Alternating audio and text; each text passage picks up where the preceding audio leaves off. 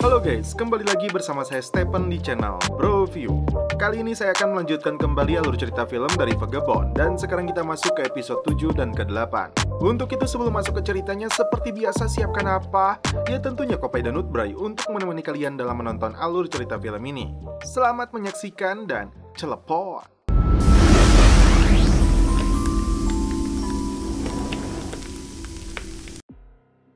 Di awal film, Menteri Pertahanan sedang mengadakan konferensi pers tentang keputusan mereka membeli pesawat dari perusahaan John & Mark. Di sisi lain, keluarga korban melakukan demonstrasi menuntut pemerintah mengungkap dalang jatuhnya pesawat B357. Dan bukan uang kompensasi lagi yang mereka tuntut, tapi kebenaran sesungguhnya. Presiden pun menyaksikan berita ini dari kantornya. Terlihat juga Kepala Inspeksi BIN Gi Tae-woong yang sedang berada di rumah sakit.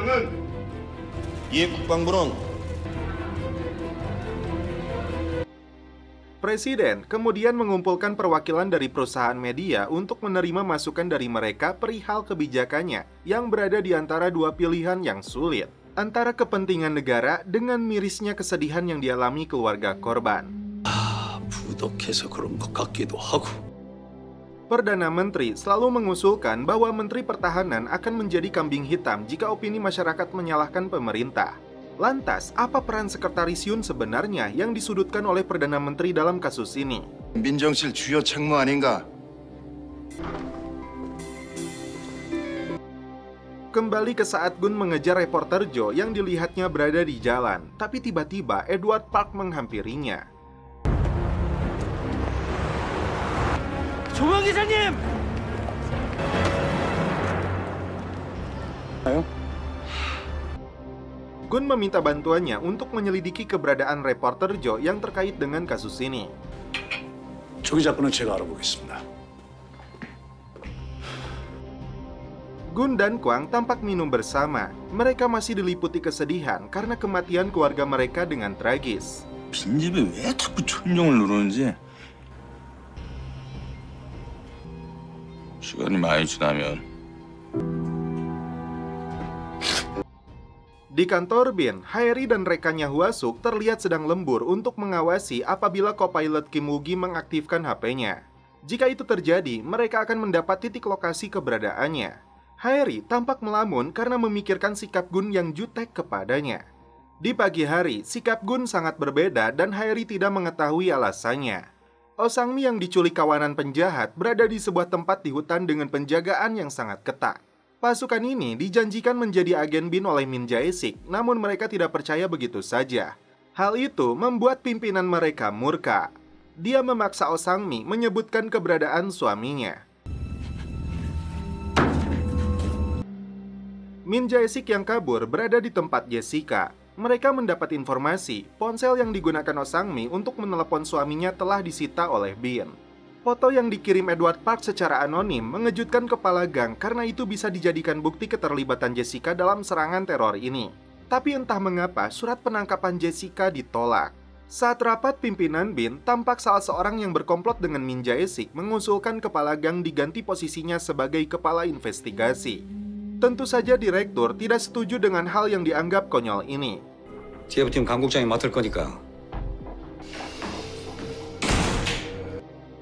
Haeri mengantar Gi Tae-woong menuju sebuah gedung yang akan dijadikan kantor BIN darurat untuk menghindari penyusup dari dalam. 민리의 작전을 수행하라고.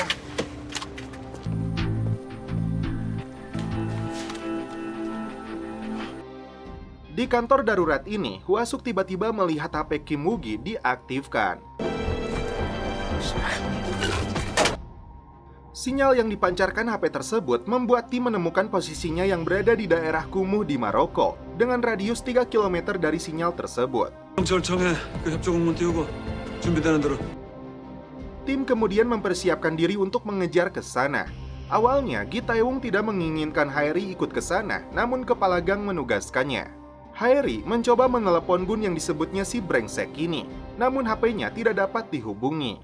Kemudian, Haeri menelepon Kwang yang berada di sasana tinju dan ternyata Gun juga berada di sana.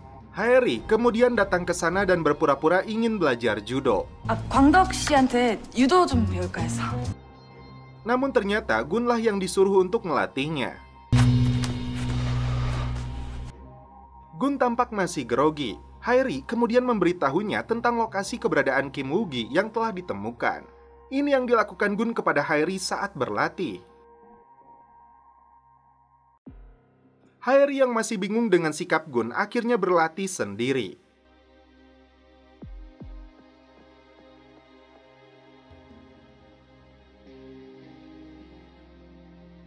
Saat tim berada dalam pesawat menuju Maroko, tak diduga Gun berada di sana.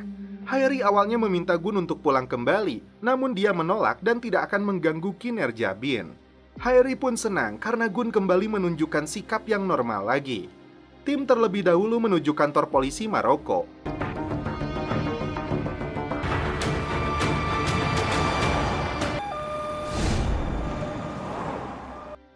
Rupanya mereka belum mendapat persetujuan kerjasama untuk menangkap Kim Woo-gi. Mereka bahkan diminta menghentikan investigasi jika penduduk merasa keberatan. Ternyata, kepala polisi ini telah disuap dan terlibat dengan Jessica, yang menginginkan Kim Woo-gi bisa ditangkap mendahului tim dari Bin. I will get him myself.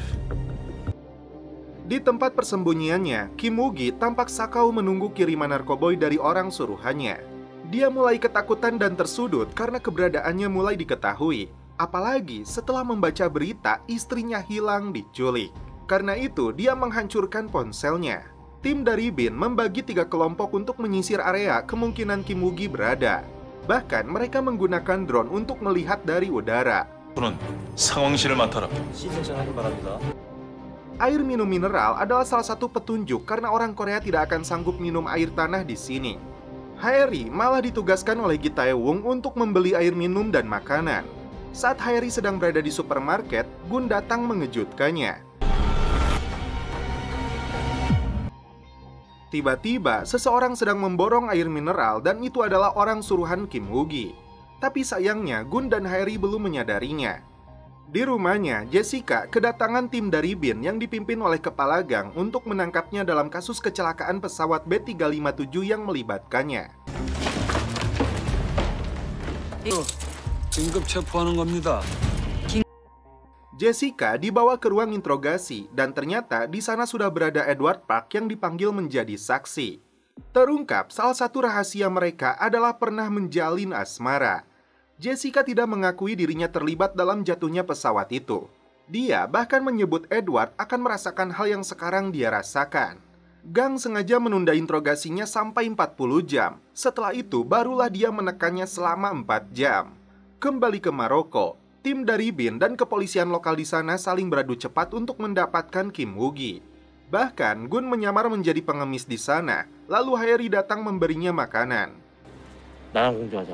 며칠 안에 Saat malam, Gun bermimpi sedang dibangunkan Hun untuk menyuruhnya mandi. Tiba-tiba dia berada di jendela kamar Haeri. Gun kembali membujuk untuk membantunya menangkap Kim Woo-gi. Karena menurutnya, Haeri adalah agen terbaik Bin yang paling berani, benar, dan kompeten. Di keesokan harinya, saat tim berkumpul, Haeri mencoba memberi masukan kepada tim, namun Gi Tae-woong tetap saja mencampakkannya. Melalui kamera inframerah, Haeri membantu Gun mencari keberadaan Kim.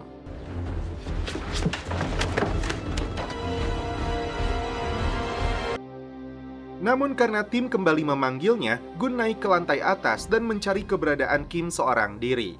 Di kantor polisi, ternyata orang suruhan Kim dibawa ke sana.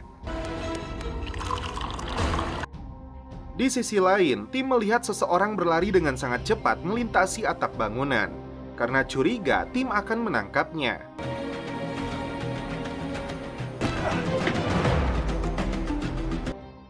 Gun terpojok karena melihat drone mendekatinya.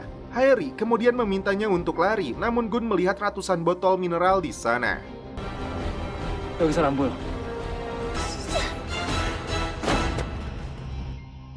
Alhasil, Gun masuk ke rumah itu untuk mencari petunjuk, dan ternyata Kim berada di sana menodongkan pistolnya. Dan setelah itu, film pun berlanjut ke episode 8. Di kantor darurat Bin, Jessica diinterogasi kepala gang. Dia beralasan tidak mengenal Kim Woo-gi. Namun ketika foto dirinya sedang bersama Kim Woo-gi ditunjukkan, jadi salah satu bukti kebohongan dirinya. Yang kedua, kepala gang memperlihatkan bukti pembunuhan Michael yang dianggap bunuh diri. Gang menuduh Jessica membunuh Michael karena tidak mau bekerja sama dengannya. 마이크를 내가 주겠다고? Namun Jessica membantahnya lagi. Tiba-tiba Direktur An memanggil gang dan menyuruh melepaskan Jessica karena kurangnya alat bukti dan pengadilan telah mencabut SP-nya. Dia beralasan diperintahkan dari kantor kepresidenan, namun belum tahu apa yang terjadi sebenarnya di sana. Kembali ke saat Gun sudah menemukan keberadaan Kim Woo-gi. Di sisi lain, polisi lokal sudah berada di sana dan menuju lantai atas.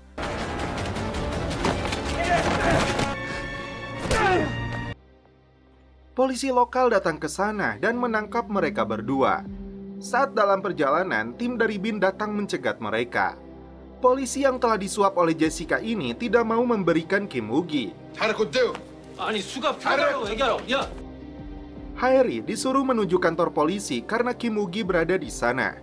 Mendengar hal tersebut, dia senang karena dewa perangnya telah berhasil menangkap si Kim. Di kantor polisi, tampak Gun dan Kim berada dalam sel yang berbeda. Haeri kemudian datang ke sana. Kocaknya, karena keberhasilan ini, mereka berusaha untuk melakukan tos.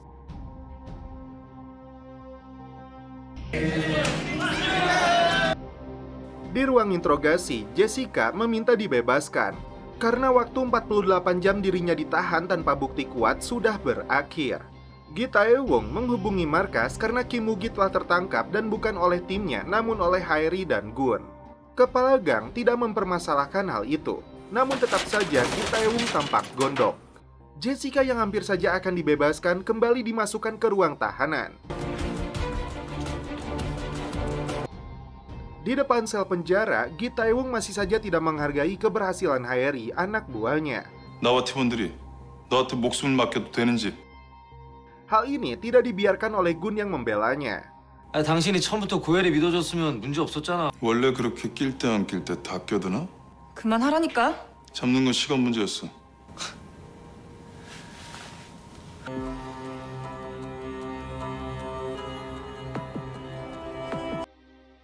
Pihak Jessica melalui asistennya Hong yang diberi kabar tentang penangkapan Kim dan akan mengirimkan anak buahnya ke Maroko. Min Jae-sik menjanjikan esok hari Jessica akan kembali dibebaskan dengan bantuan Shadow. Direktur An yang akan melaporkan hasil investigasinya kepada presiden dijegal sekretaris senior Yoon. 물론 기분 좋을 일이 없는데. Dengan bahasanya yang licik, dia menyimpulkan penangkapan Kim sebenarnya bukan hal yang baik bagi presiden. 그 소식을 기뻐하실 거라고 생각하십니까? Dia bahkan menyuruh direktur merombak satuan tugas dari BIN dan mengganti kepala gang. Direktur An dipaksa untuk menutup kebenaran. Tadi duga Min Jae-sik berada di sana. Ternyata mereka adalah otak dari kasus ini. 그 자료가 공개되면 Untuk melaporkan persekongkolan mereka, An menemui presiden. Awalnya, An mau menyampaikan penangkapan Kim Woo-gi, namun suasana hati presiden yang tidak baik ditambah intimidasi dari sekretaris Yoon membuat An membatalkan laporannya. Rencananya, sekretaris Yoon akan memerintahkan Kim Woo-gi dibunuh secara rapi dan sunyi. Bahkan, presiden pun tidak mengetahui rencana mereka. Ternyata, asisten Jessica yang bernama Hong mengirim Lily ke Maroko untuk membunuh Kim Woo-gi. Saat bertemu kepala polisi, tampak si Kim Do-soo yang menculik Oh Sang-mi berada di sana juga. Di Maroko, tim dari BIN akan melakukan proses interogasi. Anggota BIN lainnya sekarang mulai menghargai keberadaan dan keberhasilan Haeri. 막내 없었으면 어쩔 뻔했냐? 여동생 하나 있었으면 좋겠어. 뭐 잘못들 드셨나? 아이고 뭐 심하다. Terungkap, Kim Woo-gi dan Raymond terjun menggunakan parasut saat pesawat itu akan jatuh. Gi Tae-won kemudian menanyakan siapa dalang dari serangan ini. Dia mengada-ngada dengan menyebut Cha Dal-gun. Gun yang marah meluapkan emosinya hingga si Woo-gi kacaletot menyebut nama Jerome atau Raymond yang kita kenal.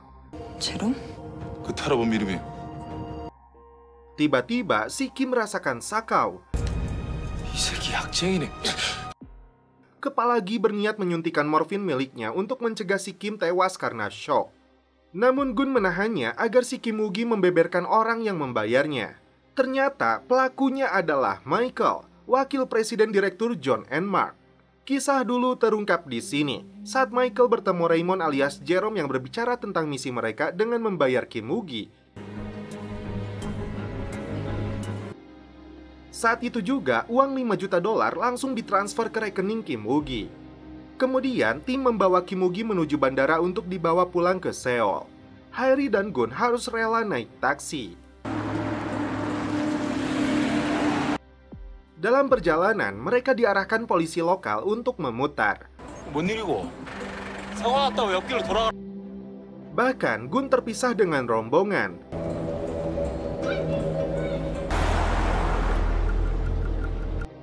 Mereka tidak bisa melewati jalan itu. 얘들 뭐라는 거야?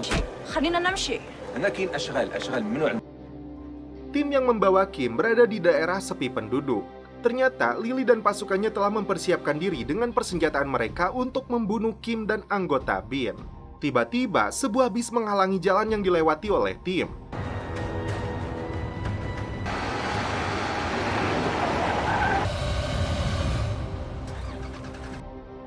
Kepalagi merasa ada yang tidak beres dan ini yang selanjutnya terjadi.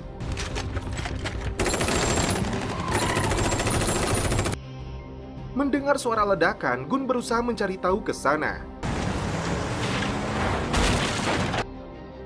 Baku tembak terjadi di sini yang menyebabkan banyak anggota BIN meninggoy.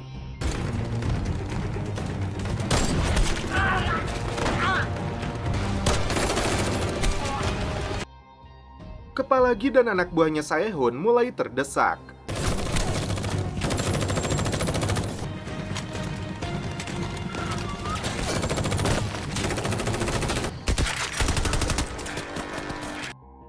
Beruntung, Gun dan Haeri datang menyelamatkan mereka.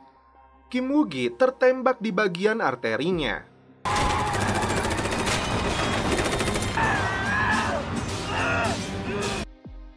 Kepala Gi melaporkannya kepada kepala gang. Sekarang mereka menuju ke kedutaan Korea Selatan. Namun ternyata rombongan anggota BIN lain yang dipimpin Min Jae-sik datang ke markas darurat ini untuk mengambil alih. 잠깐만요. 뭐 하는 건데? Kepala gang ditangkap mereka, sedangkan Direktur An yang telah terprovokasi mendukung kejahatan mereka. Jessica pun kembali dilepaskan. Tim kemudian membawa Kim Woo-gi yang terluka untuk diobati di kedutaan. Sementara itu, Lily dan si Kim Do-soo mengawasi mereka di luar gedung. 장비 챙겨서 뭐 하려고? 설마 농사? Kepala Gi kemudian melakukan video call kepada dokter dan memintanya memandu untuk mengoperasi Kim Woo-gi. Tim bekerja sama untuk menyelamatkannya karena dia adalah tersangka sekaligus saksi kunci dari kasus ini. Setelah operasi selesai dilakukan, Kim Woo-gi mengalami kejang-kejang. Ternyata dia mengalami pendarahan dan harus mendapatkan transfusi. Gun yang mempunyai golongan darah yang sama dengannya rela mendonorkan darahnya untuk penjahat ini. Dan setelah itu, film pun berlanjut ke episode selanjutnya.